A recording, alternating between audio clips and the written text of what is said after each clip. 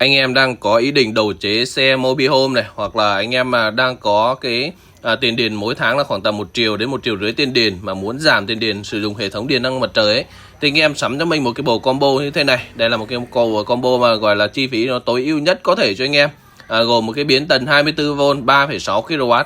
Con này thì anh em có thể đồ chế Mobihome thì sử dụng bếp từ cũng như là điều hòa gần như là ok luôn. Kết hợp với một cái quả pin có thể lưu được 7,5 số điện. Con này của Lapper. Con này thì một cái quả pin 24V. Biến tân này thì nó là chạy 24V nha anh em, nên là anh em có thể tối ưu về cái phần pin rất là hợp lý.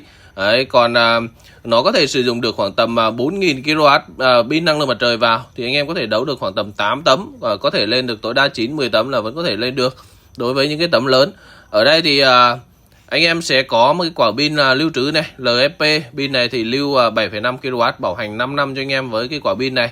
Còn biến tân thì bên mình đang bảo hành cho anh em là 2 năm. Anh em mà làm kết hợp đi du lịch Mobihome kiểu như thế này thì cực kỳ hợp lý luôn này. Đó. Cái này thì bên mình hôm nay đem ra ở bên ngoài, bên mình giá ngoài, đây là tiền thể là bên mình test thử cho anh em xem luôn. Còn này thì mang đi giá ngoài thì anh em có thể sử dụng liên tục luôn anh em ạ. Cắm quạt này, chạy điều hòa, anh em chạy Mobihome ấy, chạy điều hòa gần như là rất là ok, hoặc là sử dụng bếp từ.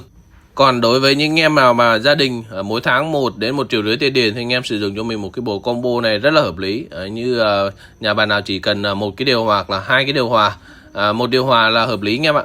Đấy là có thể sử dụng cái này kèm theo như là tủ lạnh, nồi cơm điện các thứ. Anh em ở trên trang trại hoặc ở trên ráy sử dụng khoảng tầm 8 tấm pin 600W, kết hợp với một cái quả pin 7,5 số này và một cái biến tân.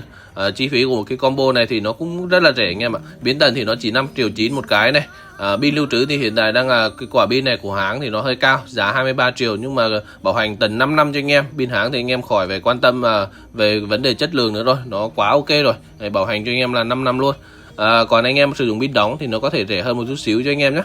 Với một cái combo đầy đủ thế này thì bên mình sẽ có tấm pin năng lượng mặt trời này, biến tân này.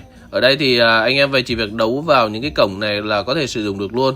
Có thể kèm theo qua một cái tủ điện nữa, nhưng mà với hệ 24V này thì anh em có thể sử dụng tủ điện hoặc là không tủ điện cũng được.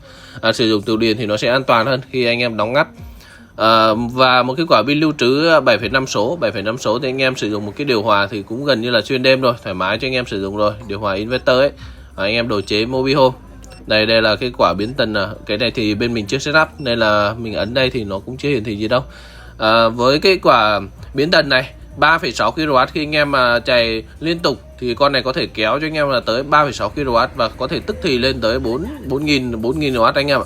Đấy thì anh em có thể sử dụng một cái combo thế này, sử dụng trong gia đình thì rất là hợp lý thôi. Con này thì nó cũng dạng kiểu upgrade thôi, nên là anh em sử dụng khi nào thiếu điện thì nó sẽ tự động nó sẽ nhảy sang điện lưới. Anh em nào đang quan tâm thì cứ để lại comment trong video nhé. Còn bây giờ chào anh em nhé.